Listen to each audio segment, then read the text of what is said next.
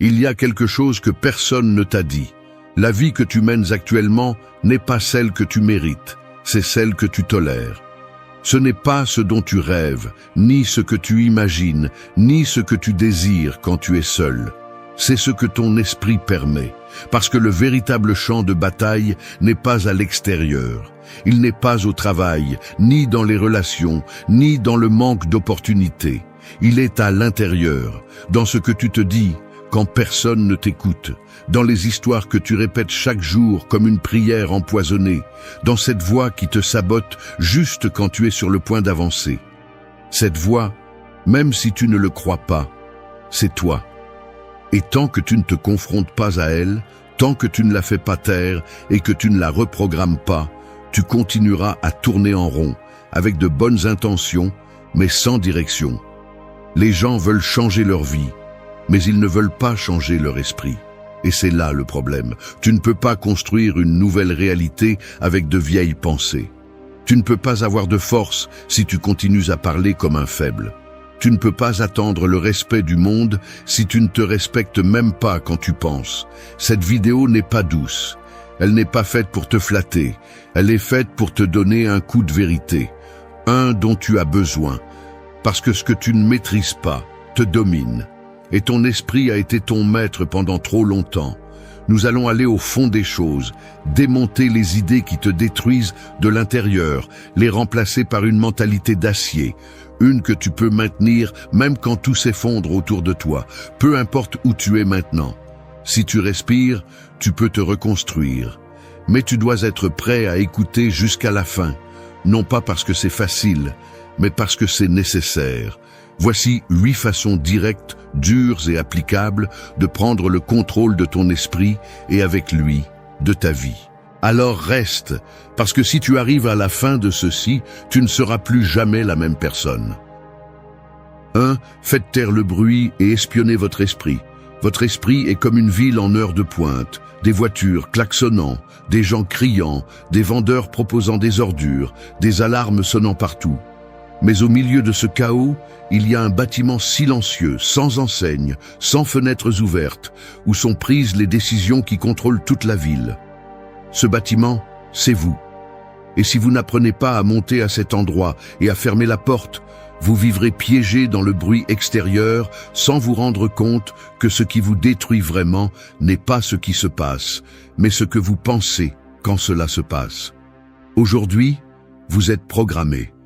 Et je ne parle pas de quelque chose de symbolique. Littéralement, chaque phrase que vous vous répétez est une commande, un ordre que votre cerveau transforme en chimie, en émotion et en réaction. Si toute la journée vous vous dites que vous ne pouvez pas, que vous êtes fatigué, que rien n'a de sens, votre corps répond obéissamment par l'épuisement, l'anxiété et le découragement. Et que faites-vous? Vous le croyez. Vous réagissez à cette programmation comme si elle était une vérité absolue. Et c'est là que l'ennemi gagne, parce que ce que vous appelez moi n'est souvent pas vous, mais le bruit que vous avez accepté comme le vôtre pendant des années. La première étape pour changer votre vie n'est pas d'en faire plus, c'est d'écouter davantage, mais pas le monde.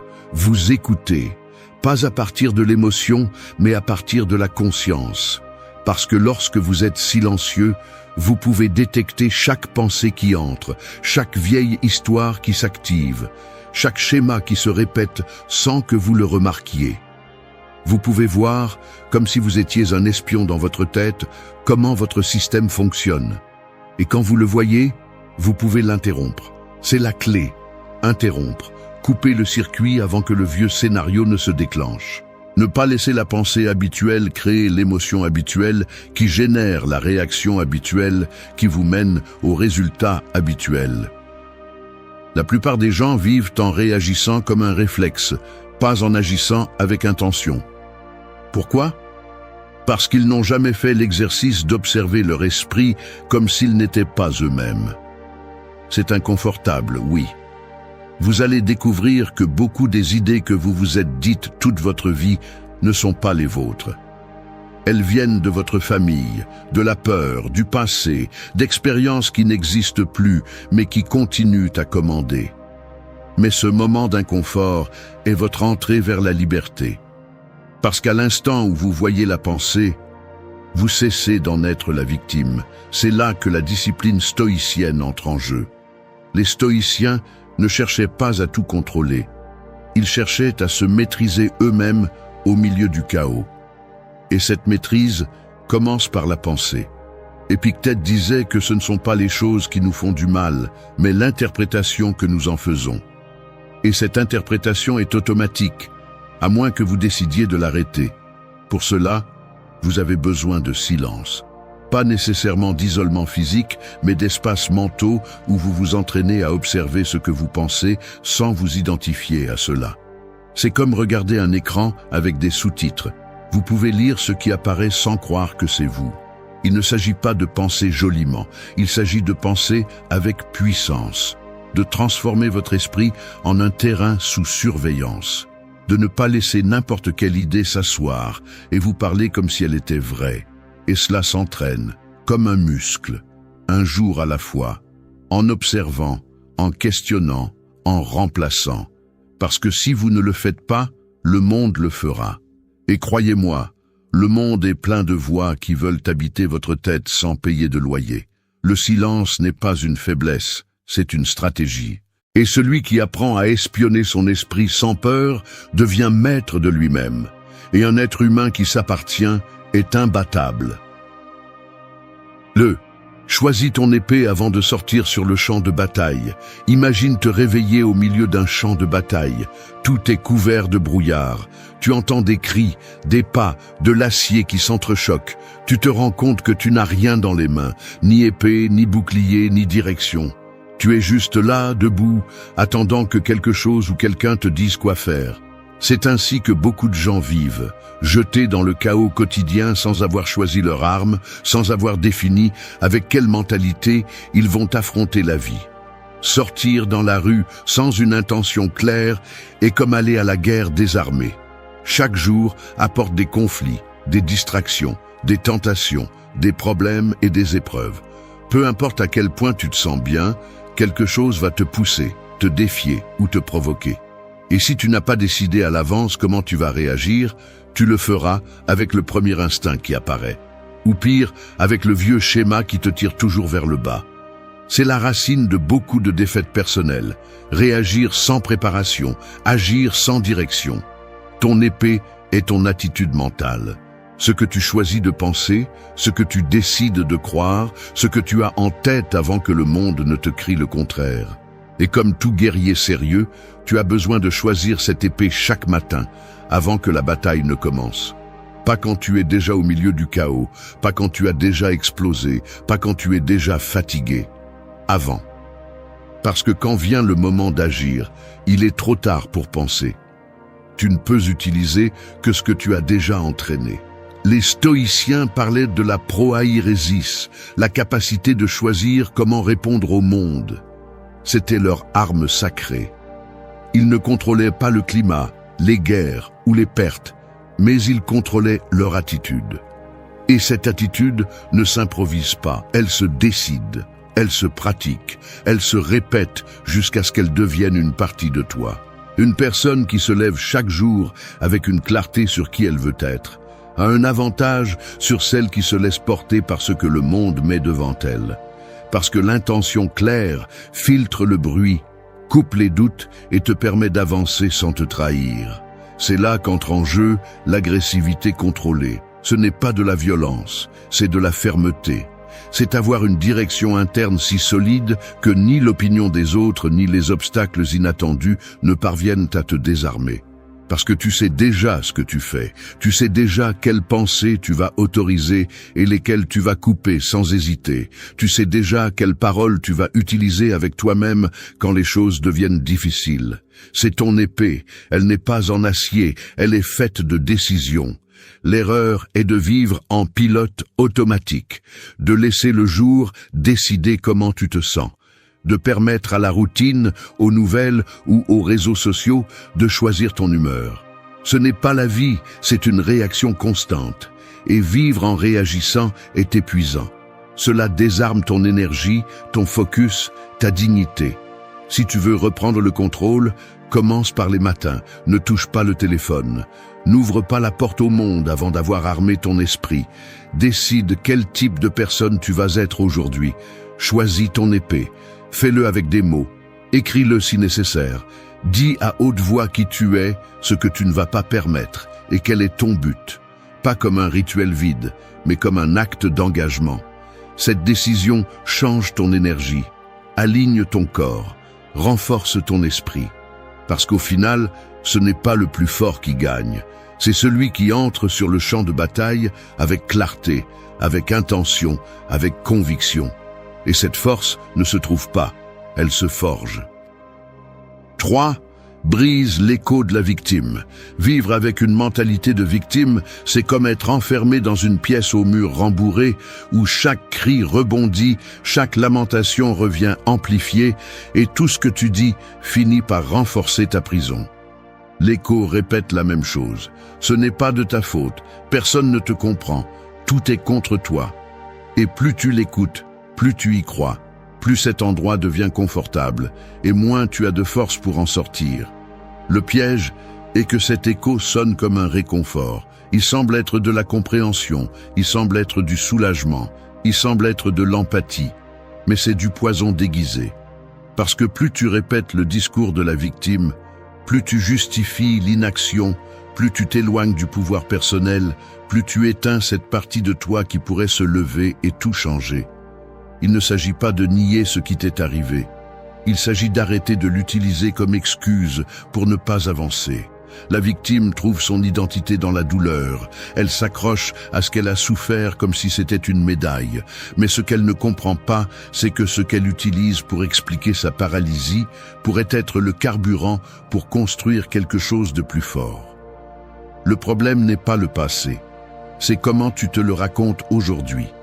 Et si le récit reste « on m'a fait du mal, je ne peux pas », alors tu permets à ce qui s'est déjà passé de continuer à avoir le contrôle. C'est là qu'entre en jeu l'honnêteté brutale. Personne ne va te sauver. Personne ne viendra te donner de la justice émotionnelle. Personne ne va effacer ce que tu as vécu. Mais tu peux redessiner l'histoire, non pas en changeant les faits, mais en changeant ton rôle à l'intérieur d'eux. Cesser d'être la personne qui souffre de ce que les autres ont fait et devenir celui qui a pris tout ce feu et l'a transformé en caractère. C'est ce que fait quelqu'un qui brise l'écho. L'esprit de la victime n'est pas faible, il est mal entraîné. On ne lui a jamais appris à prendre le contrôle, seulement à survivre. Mais il arrive un moment où survivre n'est plus suffisant. Si tu lis ceci, c'est parce que tu sais que tu peux faire plus. Mais pour y arriver, tu dois prendre une décision radicale. Arrêter de chercher des coupables et commencer à chercher des chemins. Il est plus facile de pointer du doigt le monde que de s'asseoir avec soi-même et de se demander comment on se sabote. Mais un seul de ces chemins te transforme. Les stoïciens étaient clairs à ce sujet. Épictète était esclave, littéralement. Et pourtant il enseignait que personne ne peut te faire du mal sans ton consentement mental. Tu n'es peut-être pas responsable de ce qu'on t'a fait, mais tu es entièrement responsable de ce que tu fais avec. Et là est ta liberté. Personne ne peut te l'enlever. La victime renonce à cette liberté par confort. Le guerrier la réclame avec discipline. Chaque fois que tu répètes des phrases comme « c'est que je suis comme ça »,« c'est qu'on m'a fait du mal »,« c'est que personne ne me soutient », tu nourris l'écho. Et cet écho devient la bande sonore de ta vie. Fais-le taire, interromps-le, change le script, ne dis plus ce qui te limite, commence à parler comme quelqu'un qui est déjà en train de se reconstruire, parce que ton langage façonne ton identité, et ton identité façonne ton destin. Tu ne vas pas avancer si tu continues à raconter ta vie comme une blessure ouverte. Tu peux honorer ta douleur sans l'adorer. Tu peux reconnaître ce qui s'est passé sans l'utiliser comme excuse. La vraie force n'est pas de cacher ce que tu as vécu, mais de l'utiliser comme une pierre pour construire quelque chose de plus haut.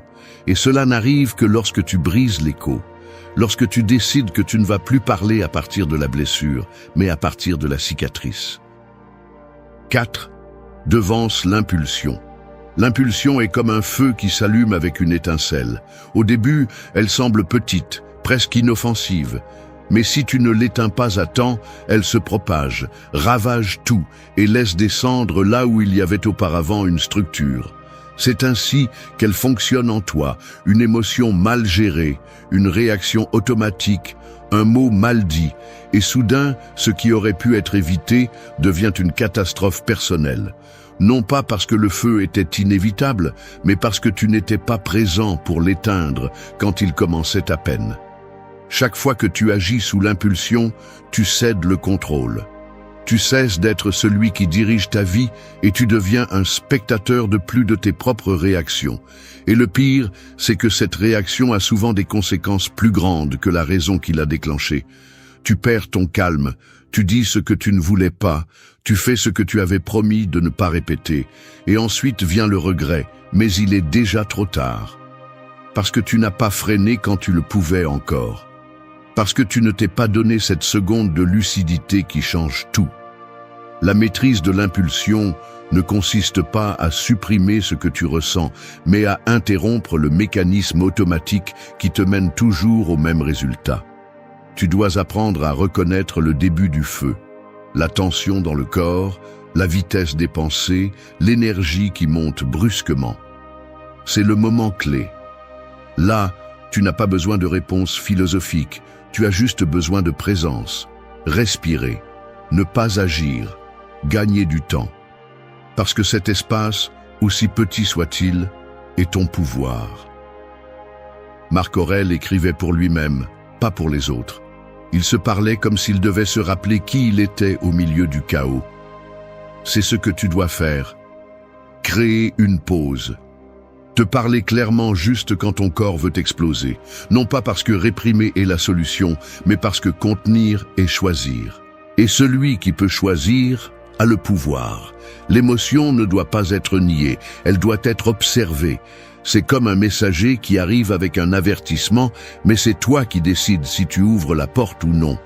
Beaucoup justifient leur impulsivité par des phrases comme « c'est comme ça que je suis » ou « je ne peux pas le contrôler », mais ce n'est pas une identité, c'est une excuse. Tu n'es pas né en perdant le contrôle, tu l'as appris. Tu l'as répété tellement de fois que maintenant cela semble naturel. Mais ce qui est répété s'entraîne, et ce qui est entraîné peut être modifié. C'est le chemin de celui qui veut se dominer. Non pas éliminer ses émotions, mais les mettre au service d'une volonté plus ferme, plus consciente, plus stratégique. L'impulsion veut de la vitesse. Elle veut une réaction immédiate. Elle veut une gratification instantanée. Mais tu n'es pas ici pour réagir, tu es ici pour construire. Et la construction nécessite un frein, une direction, de la patience. Tu ne gagneras pas toujours la bataille interne. Il y aura des jours où tu brûleras de l'intérieur. Mais si tu t'entraînes suffisamment, tu verras comment le feu s'allume et tu ne brûles plus. Parce que tu as appris à le voir, à le comprendre, à le surmonter. Non pas parce que tu es parfait, mais parce que tu es éveillé. Contrôler l'impulsion ne te rend pas moins humain, ça te rend plus libre. Parce que maintenant tu n'agis pas à partir du réflexe, tu agis à partir de la conscience. Et cette différence change tout. Le feu continuera à apparaître, mais il n'aura plus de pouvoir sur toi. Parce que maintenant tu sais où est l'extincteur. Et surtout, parce que tu n'es plus celui qui allume la flamme. 5. Lève-toi comme si tu étais déjà invincible. La plupart des gens vivent comme des acteurs de soutien dans leur propre histoire. Ils entrent en scène en doutant, parlent avec insécurité et attendent des instructions comme si quelqu'un d'autre devait leur dire quand et comment vivre. Comme s'ils avaient besoin d'une permission, d'une validation externe, d'un scénario approuvé. Mais la vérité est que la vie ne te donne aucun rôle principal. Tu le prends. Et tu ne le prends que lorsque tu décides de te lever comme si tu étais déjà la version la plus forte de toi-même, même si tu ne te sens pas encore ainsi. C'est là la paradoxe. Tu te comportes d'abord comme si tu étais invincible, et ensuite tu le deviens. Pas l'inverse. N'attends pas de te sentir en sécurité, motivé ou complètement prêt pour agir avec fermeté. L'action précède l'état interne. Chaque fois que tu te lèves et affrontes la journée avec force, même si tu es brisé à l'intérieur, tu réécris l'image que tu as de toi. Parce que ton cerveau ne répond pas à la vérité, il répond à la répétition. Si tu lui répètes avec des faits que tu es capable, il commence à te croire. Si tu continues à attendre de te sentir prêt, tu resteras sur le banc toute ta vie. La pensée stoïcienne ne concerne pas les fantasmes, elle concerne l'action courageuse. Sénèque disait qu'il n'y a pas de plus grand malheur que de sous-estimer ta propre force. Et c'est ce que nous faisons lorsque nous nous levons comme si nous étions vaincus. Quand tu bouges, comme si tu n'importais pas. Quand tu parles, comme si ta voix n'avait pas de poids. Cette attitude, silencieusement, sculpte ton identité. Et sans t'en rendre compte, tu finis par croire que ce reflet terne dans le miroir est tout ce que tu es. Agir comme si tu étais invincible n'est pas de l'arrogance, c'est une stratégie. C'est utiliser l'esprit comme un outil pour pousser le corps. C'est envoyer un message clair à ton système. Peu importe comment je me sens, je suis aux commandes. Et ce message n'est pas donné avec des mots. Il est donné avec une posture, des habitudes, des décisions. Parce que personne ne peut dire qu'il croit en lui-même s'il se lève tard, se parle avec pitié et affronte la journée comme une victime. La foi en soi se démontre dans les détails, dans la façon dont tu marches, dont tu parles, dont tu affrontes l'inconfort. Lève-toi comme si tu étais déjà invincible, non pas parce que tu l'es, mais parce que tu t'entraînes pour y arriver. Cette attitude se remarque, elle se transmet, elle change la façon dont les autres te perçoivent. Et, plus important encore, elle change la façon dont tu te traites.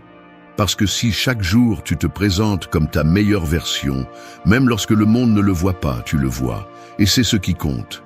Parce que le respect de soi ne vient pas des applaudissements, il vient du fait de savoir que tu agis en accord avec qui tu veux être. Le corps répond au langage de l'esprit, et l'esprit se forme à travers le corps. Utilise cela à ton avantage. Tiens-toi droit. Respire profondément. Regarde en avant. Fais les choses comme si ta vie en dépendait. Parce que d'une certaine manière, elle en dépend. Non pas d'une menace externe, mais du type de personne que tu deviens. Personne ne devient imbattable du jour au lendemain. Mais tout commence par une décision quotidienne. Une posture, un regard, une action qui dit « Aujourd'hui, je me lève comme si rien ne pouvait me briser ». Parce que si tu le fais assez longtemps, il viendra un moment où tu n'auras plus à faire semblant. Tu seras devenu cela. 6. Attache tes habitudes à tes os. Construire des habitudes, c'est comme forger une armure invisible qui adhère à ton corps.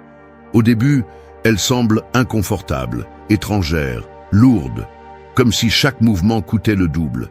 Mais si tu insistes, si tu ne cèdes pas, si tu continues à la mettre chaque jour, avec le temps, elle ne se remarque plus.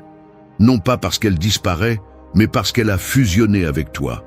Ce n'est plus quelque chose que tu portes, c'est une partie de toi. C'est dans tes os. Et quand tu arrives à ce point, tu n'as pas besoin de motivation, tu as besoin de présence.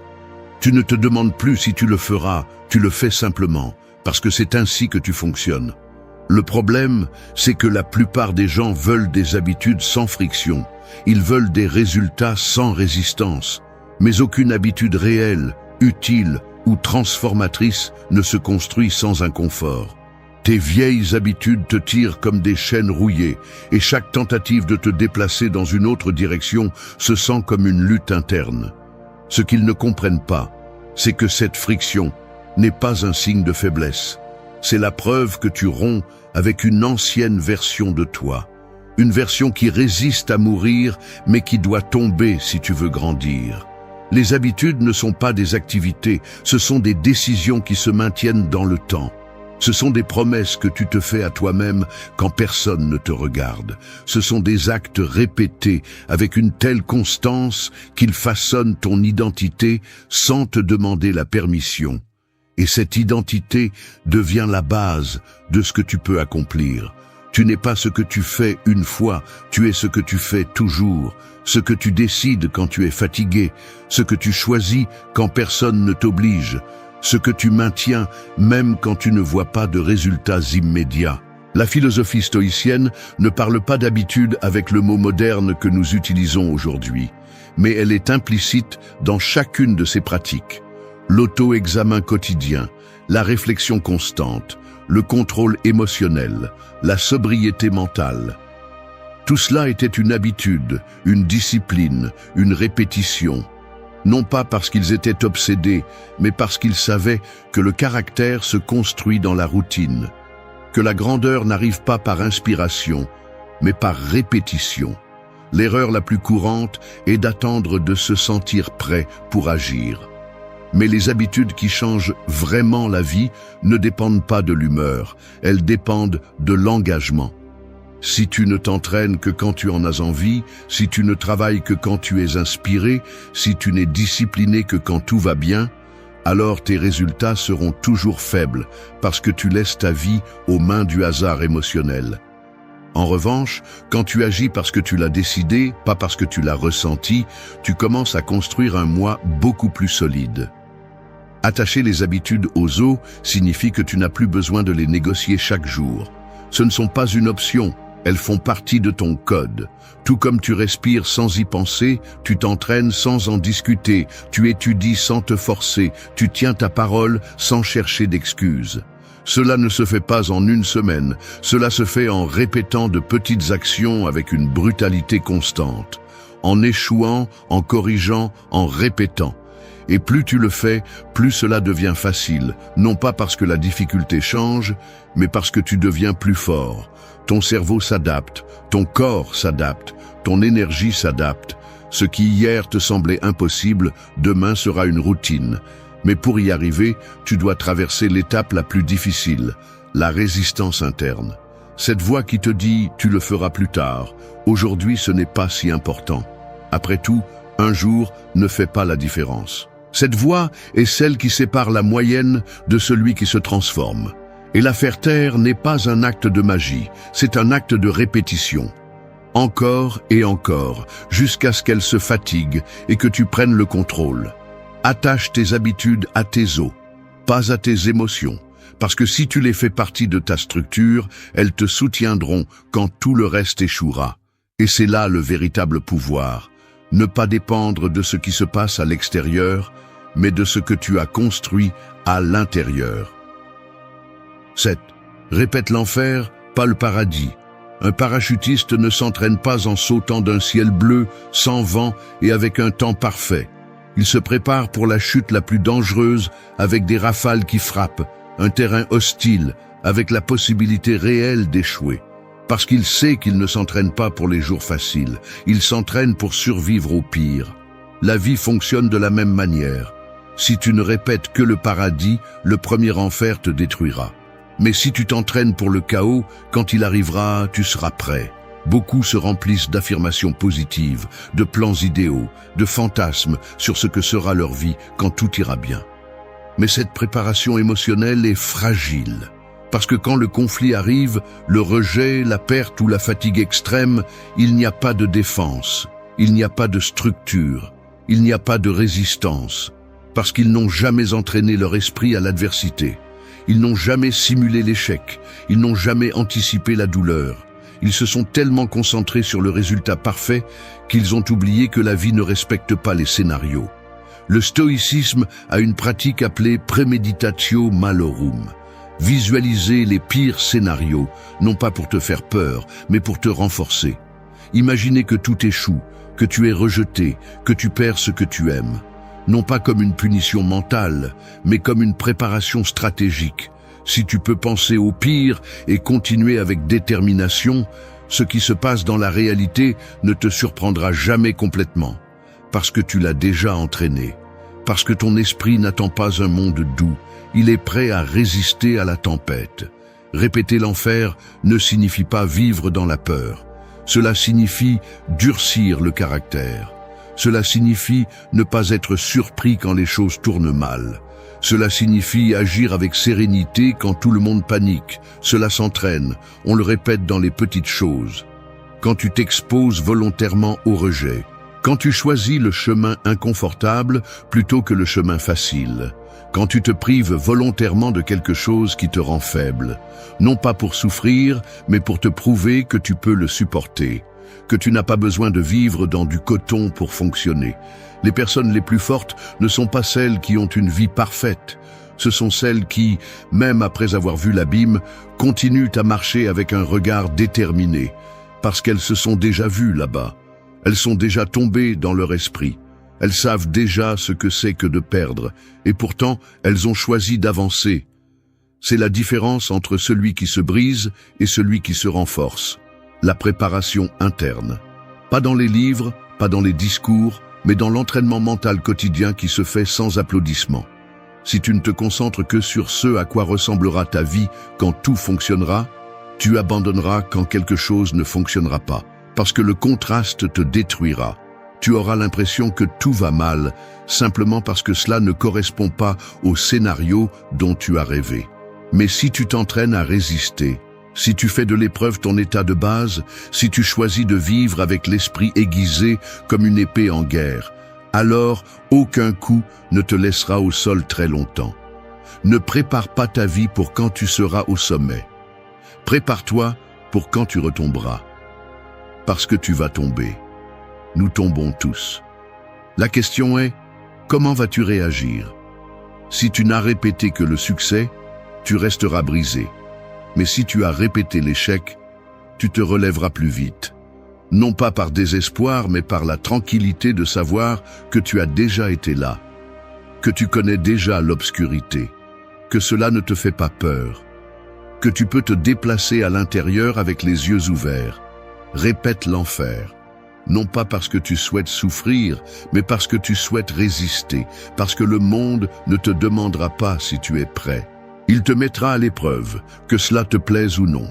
Et quand cela arrivera, si tu t'es déjà préparé en silence, tu répondras avec force. Et cette force est celle qui construit une vie réelle, non pas parfaite, mais invincible. 8. Renverse l'imposteur qui vit dans tes phrases. Ton esprit est comme une maison habitée par des voix. Certaines te soulèvent, d'autres te sabotent, mais il y en a une en particulier qui sonne familière, presque comme si c'était toi, et pourtant, ce n'est pas le cas. C'est l'imposteur qui vit dans tes phrases. C'est cette voix qui dit « Je ne suis pas assez, ce n'est pas pour moi. Si je échoue, ils vont me juger. Qui suis-je pour accomplir cela ?» Il vit camouflé dans ta façon de te parler. Il ne crie pas, il murmure, il ne commande pas, il suggère. Mais son effet est mortel. Il te maintient petit, confus et lié à une image brisée de toi. Chaque fois que tu dis quelque chose sur toi-même avec faiblesse, avec doute ou avec résignation, tu laisses cet imposteur écrire ton histoire. Peu importe si tu le dis en plaisantant, si tu le camoufles avec modestie, si tu le caches derrière des phrases communes comme « je suis comme ça, j'ai la flemme, c'est toujours comme ça avec moi ». Tes paroles sont des commandes. Et chaque fois que tu parles depuis l'insécurité, depuis la culpabilité ou depuis la peur, tu renforces une identité qui ne t'appartient pas. Il ne s'agit pas de te parler avec arrogance, il s'agit de te parler avec autorité. Renverser l'imposteur commence par observer ton dialogue interne comme si tu écoutais une conversation étrangère. Chaque fois que tu penses à quelque chose de limitant, questionne-le. Demande-toi, est-ce que quelqu'un de fort, quelqu'un d'éveillé, quelqu'un de libre dirait cela? Si la réponse est non, alors ce n'est pas toi, c'est la programmation. Parce que cet imposteur n'est pas né avec toi. Tu l'as construit à travers des années de répétition d'idées que tu as entendues, vécues ou assumées comme vérité sans les examiner. La pensée stoïcienne ne se concentrait pas sur croire en toi comme un mantra vide, mais sur la cohérence entre ce que tu penses, dis et fais. Parler clairement, agir fermement, penser avec direction. Si ta voix interne contredit ton but, elle te freine. Et pas parce que tu n'es pas capable, mais parce que tu te racontes une histoire erronée. Et cette histoire s'accroche à ton esprit comme une ombre, silencieuse, mais constante. Elle ne part pas seule, il faut l'expulser. Pour renverser l'imposteur, tu dois remplacer le scénario, changer littéralement les phrases que tu utilises tous les jours. Pas avec des clichés positifs, mais avec des affirmations qui te poussent à l'action. Parle comme quelqu'un qui est en chemin, pas comme quelqu'un qui est perdu. Parle comme quelqu'un qui a déjà décidé d'avancer, pas comme quelqu'un qui cherche encore la permission. Parce que le langage que tu utilises avec toi-même est le moule de ta mentalité.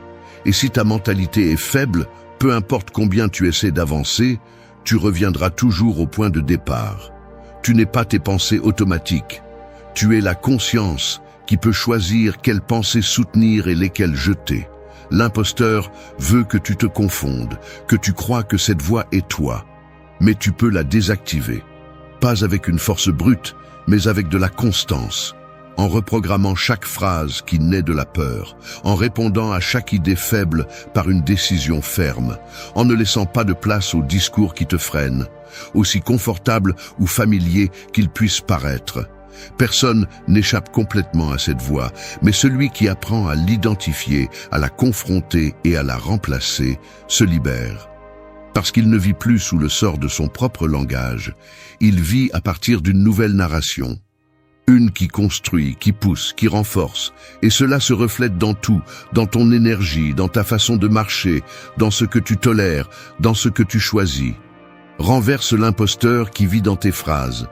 Parce que tant que tu le laisses parler, il vivra ta vie pour toi. Et tu n'es pas venu ici pour être une version déformée de ce que tu pourrais être. Tu es venu pour parler avec vérité, pour vivre avec force, pour être toi, sans permission et sans peur. Nous nous sommes tous sentis ainsi, avec le sang bouillonnant, les poings serrés et l'esprit obscurci par une seule idée. Répondre, attaquer, nous défendre, exploser. La colère arrive comme une tempête. Et souvent, elle ne nous laisse même pas le temps de réfléchir. Elle agit seule, elle nous contrôle, elle nous pousse à dire et à faire des choses qui, par la suite, pèsent plus lourd que le problème initial. Et le pire de tout, c'est que personne ne nous apprend à la gérer. Nous avons grandi en entendant des phrases comme « Ne te laisse pas faire »,« Fais-toi respecter »,« Si on te provoque, réponds ». Mais on nous a rarement dit comment rester ferme sans tomber dans la colère. Comment nous défendre sans perdre le contrôle? Comment affronter le monde sans tout incendier chaque fois que quelque chose nous fait mal ou nous frustre? Cette vidéo n'est pas faite pour te dire d'arrêter de ressentir. Il ne s'agit pas de supprimer ta colère comme si c'était quelque chose de mauvais ou de honteux. Au contraire, la colère a de la force, elle a de la vérité, elle a du feu. Mais si ce feu n'est pas canalisé, il se transforme en un incendie qui ravage tout sur son passage, toi et tout ce que tu aimes. La philosophie stoïcienne nous offre une issue, mais pas une issue faible ou lâche. Il ne s'agit pas de « respire et compte jusqu'à 10 », comme si nous étions des créatures fragiles. Il s'agit de construire un esprit qui ne réagit pas impulsivement, qui ne se laisse pas emporter par n'importe quelle provocation. Il s'agit de te maîtriser toi-même avant d'essayer de maîtriser n'importe quelle situation extérieure. Ici, tu ne trouveras pas de phrases mièvres. Tu trouveras des vérités inconfortables. Tu trouveras une façon d'affronter la colère avec intelligence, avec discipline et avec un véritable pouvoir. Nous allons parler de comment utiliser ta rage comme un outil, pas comme une condamnation. De comment devenir quelqu'un qui n'a pas besoin de hausser la voix pour être respecté. De comment construire un calme qui ne se brise pas même si le monde autour de toi s'effondre. 8 leçons stoïciennes, 8 façons pratiques de reprendre le contrôle. Je ne te promets pas que ce sera facile, mais si tu en as assez d'exploser, de faire du mal, de regretter après, c'est la voie à suivre. Et ça commence maintenant. 1. Maîtrise l'air avant de perdre le contrôle.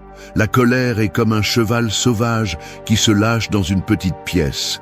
Si tu ne prends pas les rênes dans la première seconde, il commence à donner des coups de pied dans les murs, à briser les meubles et à blesser quiconque est proche. Et quand tout se calme, le désastre est déjà fait. Maîtriser l'air avant de perdre le contrôle, c'est précisément cela. Prendre les rênes avant que ce cheval ne te détruise de l'intérieur. La première chose que tu dois comprendre est que la colère n'apparaît pas soudainement, même si cela semble être le cas. Il y a toujours un petit intervalle entre le stimulus et ta réaction. Ce minuscule espace est ta seule chance de décider. Et cette décision dépend de ta capacité à respirer, observer et résister à l'envie d'exploser. C'est là que les stoïciens concentraient toute leur attention, parce qu'ils savaient que celui qui maîtrise ce premier moment maîtrise tout ce qui vient après. Il ne s'agit pas de résister comme si tu étais une proie faible qui se laisse piétiner.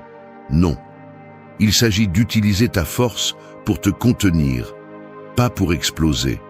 C'est ce qu'une personne véritablement forte fait, parce que n'importe qui peut crier, insulter, frapper. Cela ne nécessite pas de contrôle, cela nécessite de la faiblesse. Mais se contenir avec conscience, prendre une grande respiration lorsque tout en toi te dit d'exploser, est un acte de véritable pouvoir, de respect de soi, de stratégie mentale. Les stoïciens pratiquaient la visualisation négative. Imaginer que quelque chose ou quelqu'un allait les provoquer, afin que lorsque cela se produirait, ils ne soient pas pris par surprise. Ils savaient que le monde ne s'ajuste pas à nos désirs, et que les autres vont échouer, vont offenser, vont faire des choses injustes. L'attendre n'est pas du pessimisme, c'est de la préparation. Donc, lorsque ce moment arrive, tu es déjà prêt. Tu sais déjà ce que tu dois faire. Ne pas réagir comme un animal blessé, mais répondre comme quelqu'un qui a le contrôle de lui-même. C'est là que l'air entre en jeu. Non par romantisme, mais par neuroscience. Lorsque tu respires lentement et profondément, tu actives ton système nerveux parasympathique, celui qui freine la réaction de lutte ou de fuite. Cette simple action te ramène au présent et te donne quelques secondes de clarté. Quelques secondes qui peuvent éviter des années de regrets. Parce que lorsque tu es en colère, ton cerveau ne pense pas, il réagit seulement. Mais si tu contrôles ta respiration, tu reprends le contrôle du gouvernail. Et avec le gouvernail entre tes mains, tu n'es plus l'esclave de la tempête. Respirer profondément n'est pas une bêtise, c'est ta première arme, c'est ton bouclier. C'est la barrière entre ta colère et ta destruction. C'est ce qui te permet de voir clairement, avant de parler, avant de décider, avant d'attaquer.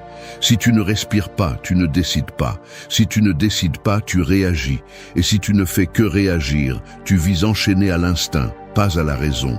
Maîtriser l'air, c'est entraîner comme le ferait un guerrier avant la bataille. Parce que chaque conversation difficile, chaque moment injuste, chaque trahison ou insulte est une bataille interne. Et elle ne se gagne pas avec des cris. Elle se gagne avec le contrôle, avec la discipline, avec la capacité de rester entier alors que tout essaie de te désarmer. Alors la prochaine fois que tu sens que la colère monte à ta tête comme une fumée épaisse, rappelle-toi ceci. Respire, parce que si tu contrôles l'air, tu contrôles le feu. Et si tu contrôles le feu, rien ni personne ne pourra te brûler. 2. Interroge ton esprit comme si ce n'était pas toi. Ton esprit, quand il se met en colère, devient un mauvais avocat. Il te présente de fausses preuves, exagère les faits, cache ce qui ne lui convient pas et crie comme si cela rendait son argument plus valable. Et toi, sans t'en rendre compte, tu t'assieds dans le jury et tu crois tout ce qu'il dit. Il te convainc que tu as été manqué de respect, que tu mérites de te venger, que si tu ne réponds pas maintenant, tu passeras pour faible. Mais qui a dit que ton esprit a toujours raison ? Qui a dit que sa voix est infaillible? Le véritable pouvoir commence lorsque tu cesses de lui obéir aveuglément et que tu commences à l'interroger comme s'il était un suspect. Le stoïcisme nous apprend à remettre en question nos pensées, surtout celles qui sont chargées d'émotions. Épictète disait que ce ne sont pas les choses qui nous blessent, mais nos opinions à leur sujet. Cela signifie que ce qui te fait exploser n'est pas ce qu'on t'a dit, mais ce que tu as interprété de cela. Ce n'est pas ce qui se passe, c'est l'histoire que ton esprit invente à ce sujet. Et si tu n'apprends pas à mettre cette histoire en doute, tu seras l'esclave d'une narration qui n'est même pas objective. Quand tu sens que la colère commence à te parler, ne reste pas silencieux. Pose-lui des questions comme un juge sévère. Est-ce que ce que je pense est vrai ou juste une réaction émotionnelle? Est-ce que je vois toute la situation ou juste le morceau qui m'arrange pour justifier ma colère? Est-ce que j'exagère? Est-ce que je cherche à avoir raison ou à résoudre le problème? Cette pensée me rend-elle plus fort ou plus faible? Ce type d'interrogatoire mental t'oblige à sortir du rôle de victime ou d'agresseur pour devenir observateur. et c'est crucial. Parce que si tu restes dans le drame, la colère se nourrit d'elle-même. Chaque pensée négative attire une autre pire. Et en quelques minutes, tu deviens une version déformée de toi-même, prêt à dire ou à faire des choses qui ne te représentent pas. Mais si tu t'arrêtes et te questionnes, ce cycle est interrompu. L'esprit perd de son pouvoir lorsqu'il est observé calmement et sévèrement. La psychologie moderne soutient cela avec la technique de la diffusion cognitive, se séparer de ses pensées au lieu de fusionner avec elles. C'est regarder ce que tu penses comme si c'était des phrases écrites sur un tableau, pas des vérités absolues. C'est comprendre que penser « on me manque de respect » ne signifie pas automatiquement que cela se produit. C'est juste une possibilité. Et toi, en tant qu'esprit rationnel, tu as la capacité de l'examiner, de la confronter, de la rejeter si elle ne tient pas. La colère est un état d'urgence mentale. Elle te crie d'agir maintenant, de répondre maintenant, de te défendre maintenant. Mais si tu ne tombes pas dans ce piège, si tu réussis à reporter la réaction et à commencer l'enquête, tu récupères quelque chose que beaucoup ont perdu, l'autorité sur toi-même. Et cela vaut plus que n'importe quelle victoire impulsive. Tu n'es pas ta colère, tu n'es pas tes pensées à chaud, tu es celui qui les observe, qui les confronte, qui décide quoi en faire. Alors, chaque fois que ton esprit commence à construire une histoire furieuse, regarde-la avec distance, comme si ce n'était pas toi, parce que c'est la seule façon de devenir vraiment libre, en interrogeant ton esprit avant de lui permettre de décider pour toi. 3. Choisis d'être un feu contenu, pas une étincelle déchaînée. Une étincelle peut sembler puissante à l'instant où elle jaillit, mais dès qu'elle naît, elle s'éteint. C'est du bruit, c'est de l'impulsion, c'est une réaction. Le feu contenu, en revanche, brûle en silence, chauffe, transforme, brûle quand c'est nécessaire et attend quand il le faut. L'étincelle crie, le feu décide. Si tu veux maîtriser la colère, tu dois arrêter de réagir comme une étincelle et commencer à agir comme un feu. Le problème avec l'explosion à la moindre provocation, c'est que tu cèdes le contrôle. Tu réagis comme si le monde te poussait constamment au bord, comme si tu n'avais pas le choix. Mais tu l'as, toujours.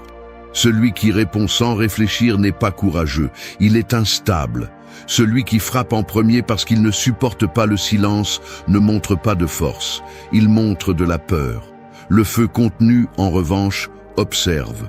Non pas parce qu'il est faible, mais parce qu'il sait qu'il peut détruire, et c'est précisément pour cette raison qu'il ne le fait pas sans raison. Les stoïciens croyaient que la maîtrise de soi était la forme la plus élevée de pouvoir. Pas la domination sur les autres, mais sur soi-même. Il ne s'agit pas de tout supporter ni d'être passif. Il s'agit d'avoir la clarté de choisir quand agir et comment le faire. Une personne véritablement forte n'a pas besoin d'élever la voix ni de réagir avec violence pour que sa présence soit remarquée. Parce que son feu n'est pas de la fumée au vent, c'est une flamme stable. Sa seule tranquillité dérange plus que le cri de celui qui a perdu le contrôle. Quand tu choisis d'être un feu contenu, tu décides de conserver ton énergie pour ce qui compte vraiment. Tu rejettes le jeu de celui qui te provoque, de celui qui lance des mots comme des couteaux en espérant que tu saignes. Parce que tu ne peux pas contrôler ce que font les autres, mais tu peux contrôler si tu décides de t'enflammer chaque fois que quelqu'un lance une étincelle. Tu n'es pas obligé de répondre. Tu n'es pas obligé de t'engager. Le feu contenu n'a pas besoin de prouver quoi que ce soit, parce qu'il le sait déjà. La colère incontrôlée te rend prévisible. Tu deviens quelqu'un de facile à manipuler, quelqu'un qui peut être poussé à bout avec un seul mot. Ce n'est pas de la force, c'est de la vulnérabilité. En revanche, celui qui contient son feu est imprévisible. On ne sait pas s'il va répondre par un regard, par une action ou par le silence. Et cela dérange, parce que cela montre que tu es en contrôle, que tu n'es pas un jouet émotionnel. Et celui qui n'est pas un jouet est respecté. Contenir n'est pas réprimer, c'est rediriger. C'est transformer la colère en carburant pour tes objectifs.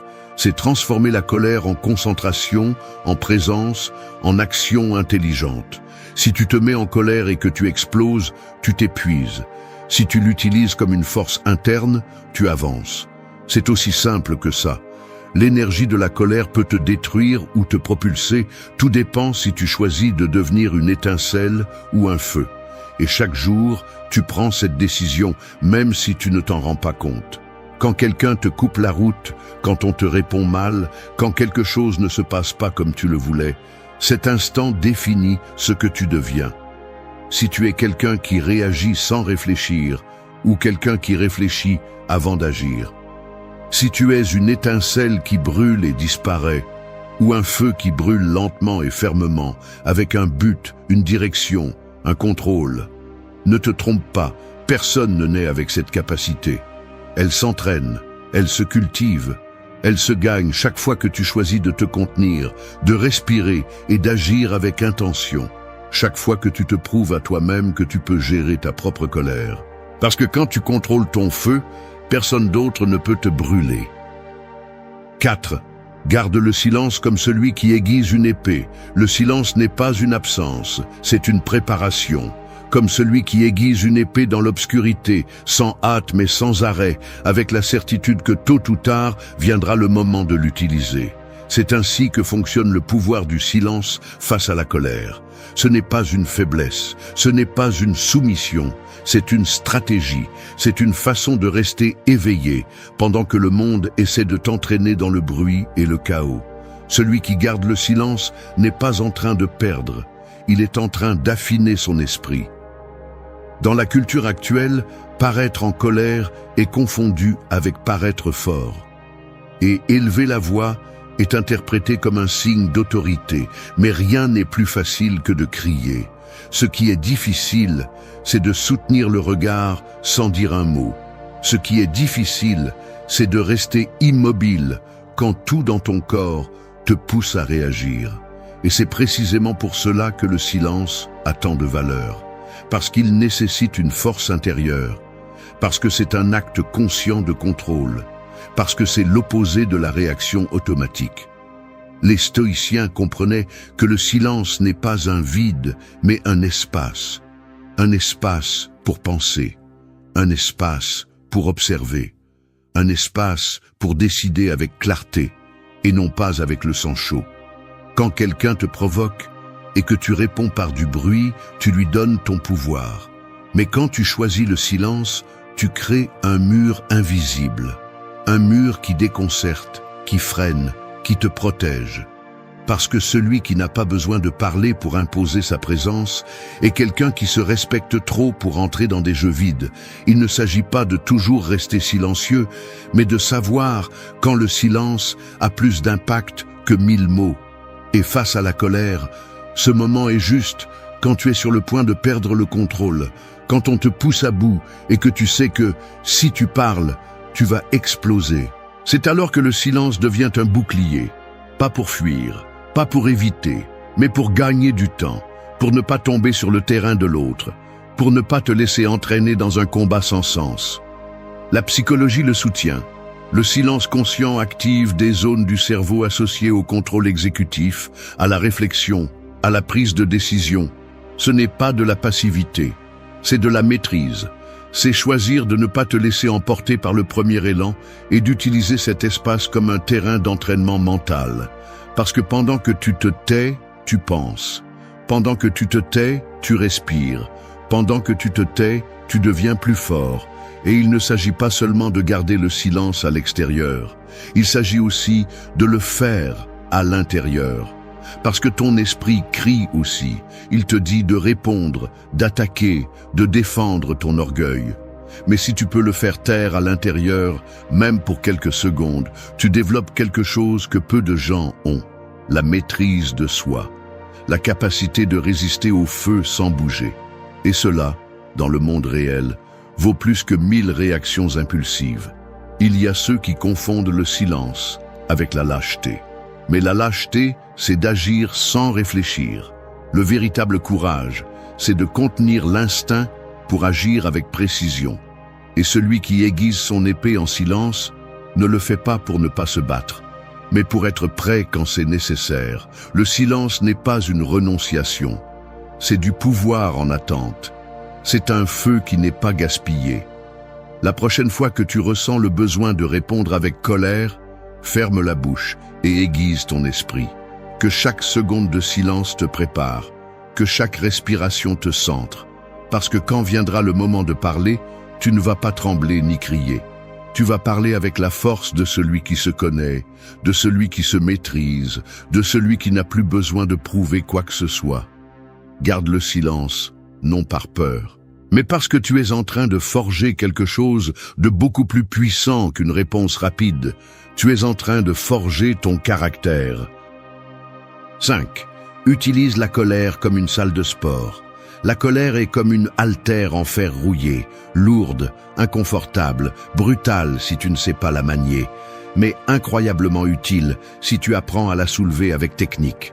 Chaque fois que tu te mets en colère, tu as devant toi une opportunité d'entraîner le muscle le plus important de tous, ton caractère. Tu peux laisser ce poids te tomber dessus et détruire tes nerfs, tes relations, ta journée, ou tu peux l'utiliser pour te renforcer, pour grandir, pour vraiment durcir.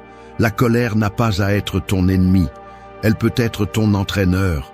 Le problème est que la plupart des gens ne voient pas la colère de cette façon. Ils la voient comme quelque chose à réprimer, à cacher, à éviter ou à libérer sans filtre. Aucune de ces options n'est utile. La réprimer te ronge de l'intérieur. La libérer sans contrôle détruit ce que tu as autour de toi.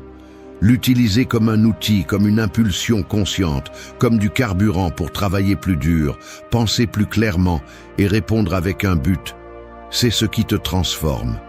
Les stoïciens ne disaient pas qu'il faut être froid comme des pierres. Ils disaient qu'il faut être rationnel, même quand on ressent le feu à l'intérieur. Ressentir de la colère ne te rend pas faible. Ce qui te rend faible, c'est de ne pas savoir quoi faire avec elle. Et la façon de gagner n'est pas de nier ce que tu ressens, mais de l'utiliser comme carburant. On t'a fait du mal. Entraîne ton esprit à ne plus tomber. On t'a déçu. Deviens plus fort, plus indépendant. On t'a manqué de respect. Travaille 2 fois plus pour que ta valeur ne dépende jamais du jugement des autres. Chaque déclencheur est une machine dans la salle de sport mentale que tu dois apprendre à utiliser. Imagine que tu es au milieu d'une dispute et que tu sens tout ton corps s'activer, que ton sang bouillonne, que tes mains tremblent. C'est le moment. C'est alors que tu as le plus besoin de force. Non pas pour détruire, mais pour construire quelque chose en toi. Pour utiliser cette impulsion comme un rappel que tu as encore du travail à faire sur toi. Parce que chaque fois que tu surmontes une situation sans perdre le contrôle, tu as entraîné ta résistance émotionnelle. Tu as ajouté une répétition de plus à ton entraînement d'autocontrôle. La psychologie moderne appelle cela la redirection émotionnelle. C'est prendre une émotion intense et l'utiliser pour une action alignée avec tes valeurs. Au lieu de casser quelque chose, tu écris. Au lieu de crier, tu fais de l'exercice. Au lieu de répondre avec haine, tu travailles sur tes objectifs avec 2 fois plus d'énergie. La colère, bien utilisée, peut être l'une des forces les plus productives de l'être humain. Mais seulement si tu la montes et non si elle te traîne. Cette approche n'est pas pour les faibles. Elle nécessite du courage. Elle nécessite de la constance. Parce que transformer une émotion aussi destructrice en quelque chose qui te construit est comme dompter une bête à main nue. Mais une fois que tu y arrives, plus rien ne peut t'arrêter, parce que tu ne réagis plus en victime. Tu agis en stratège, comme quelqu'un qui sait exactement quoi faire avec son feu intérieur. Alors chaque fois que tu ressens de la colère, ne te dis pas « c'est mal ». Dis-toi « c'est une haltère et je vais la soulever ». Avec douleur, avec fatigue, avec l'envie de la laisser tomber, mais avec discipline. Parce que le vrai changement n'arrive pas quand tout est calme. Il arrive quand tu es au bord du gouffre et que tu choisis malgré tout la version la plus forte de toi-même. Cette version qui ne se laisse pas emporter par l'émotion, mais qui la transforme en force, en action, en progrès. 6. Fais de la ridicule ton refuge. Le ridicule est comme un orage. Tout le monde court se cacher, craignant de se mouiller, craignant d'être touché. Mais il y a ceux qui marchent sous la pluie les bras ouverts, défiant le tonnerre, parce qu'ils ont compris qu'ils ne fondent pas. Ils ont compris que le ridicule ne tue pas, il dérange seulement. et ce malaise est ce qui te libère. Quand tu arrives à faire du ridicule ton refuge, la colère perd son pouvoir. Parce que tu n'es plus motivé par le besoin de paraître invulnérable, parce que tu n'es plus brisé par la moquerie, le jugement d'autrui ou le regard qui essaie de te rabaisser, parce que tu ne vis plus sur la défensive.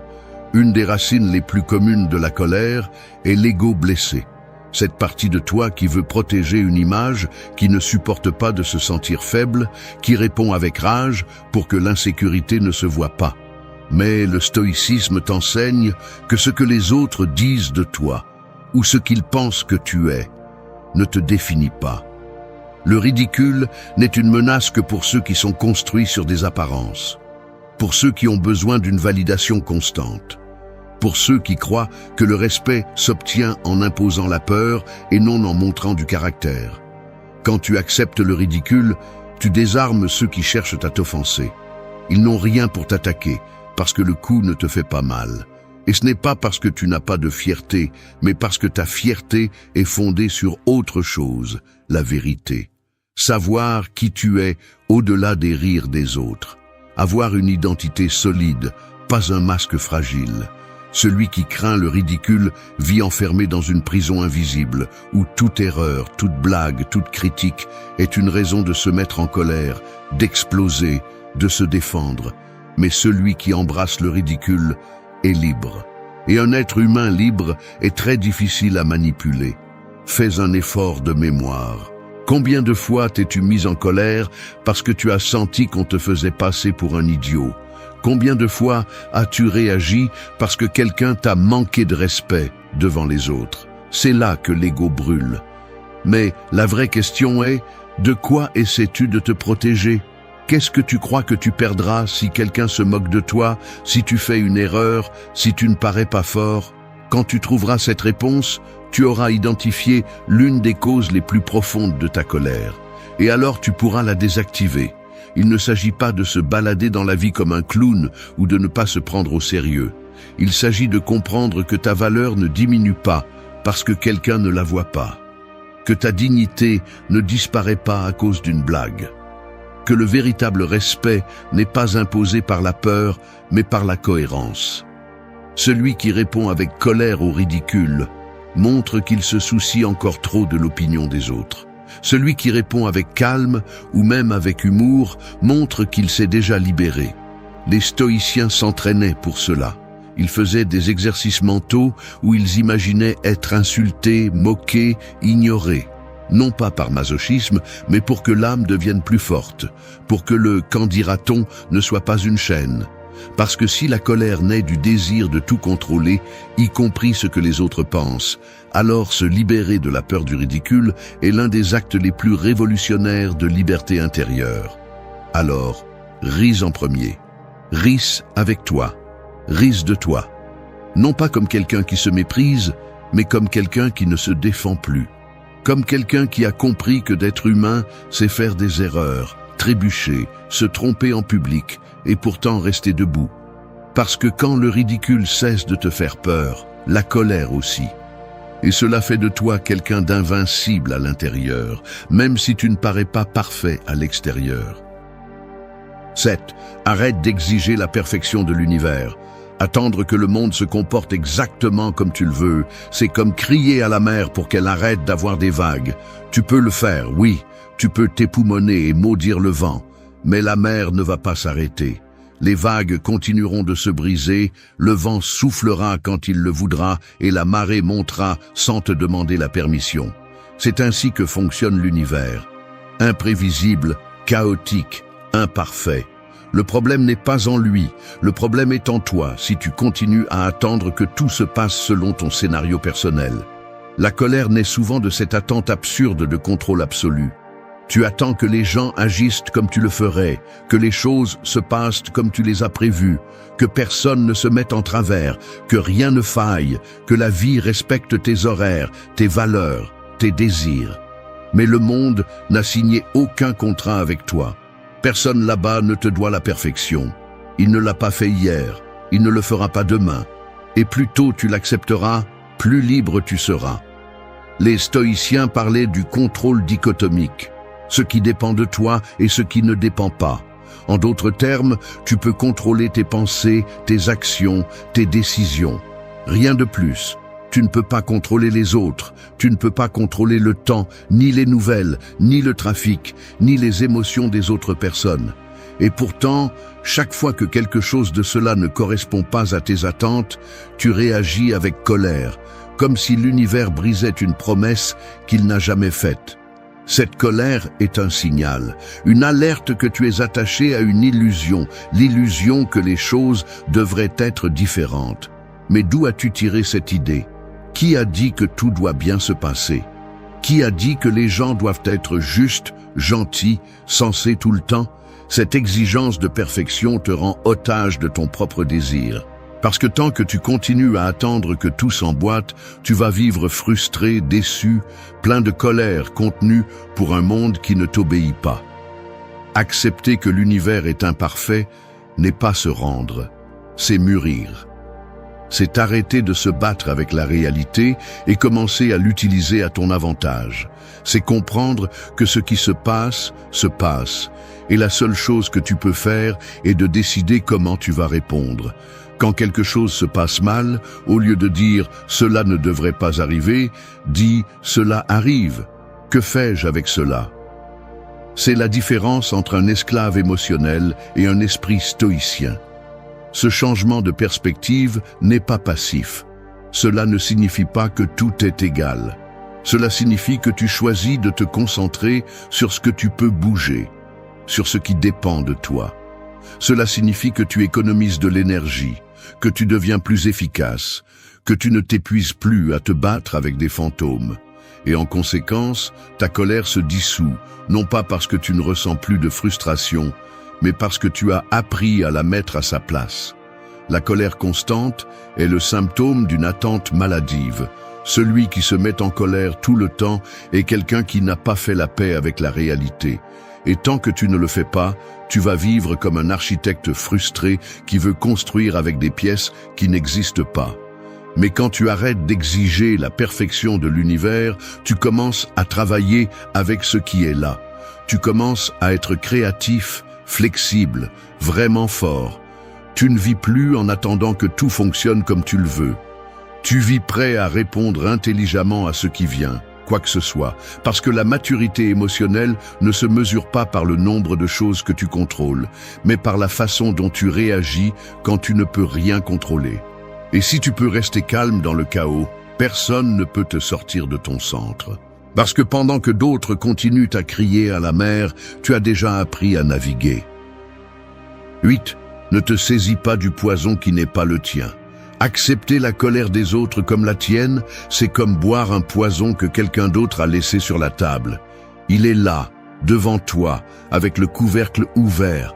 Il sent fort, il semble sombre, et tu décides de le prendre, comme si c'était ta responsabilité de l'avaler, comme si c'était ton fardeau. Mais ce n'est pas le cas. Ce ne l'a jamais été.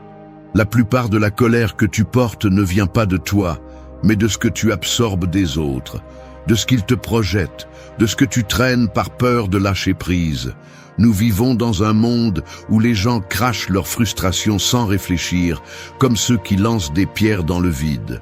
Mauvais gestes, mots durs, commentaires passifs-agressifs, attitudes hostiles.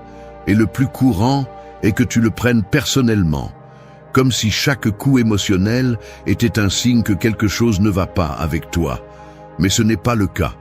Ce que les autres font, disent ou projettent parle d'eux, pas de toi. Et la clé est d'apprendre à rendre ces charges sans les laisser pénétrer dans ton âme.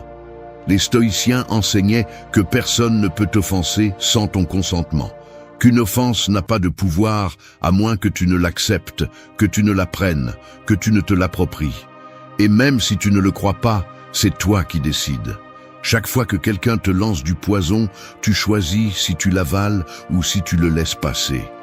Tu peux le laisser pourrir en toi, ou tu peux regarder de loin et reconnaître que ce qui est devant toi est le reflet d'une bataille qui n'est pas la tienne.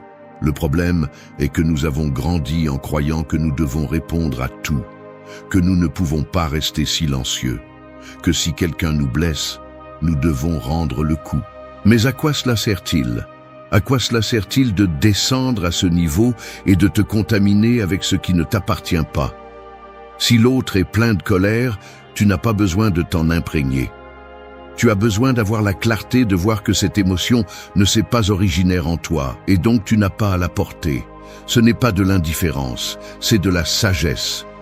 La psychologie parle du concept de projection émotionnelle. Quand quelqu'un ne peut pas gérer ses propres déchets internes, il les jette sur les autres. Si tu n'as pas de filtre, tu les reçois comme s'ils étaient vrais. Mais si tu es fort, si tu as entraîné ton esprit, tu peux identifier que ce qu'on te donne ne te concerne pas. Et si cela ne te concerne pas, tu ne le gardes pas. Tu le laisses là, comme celui qui esquive un coup de poing au lieu de l'arrêter avec sa poitrine. Cela ne signifie pas que tu dois tout tolérer. Cela signifie que tu sais choisir tes batailles, que tu comprends quand quelqu'un essaie de t'entraîner dans son enfer pour ne pas brûler seul. Et toi, qui as déjà travaillé ton feu, tu n'as pas besoin de te mêler à celui de personne d'autre.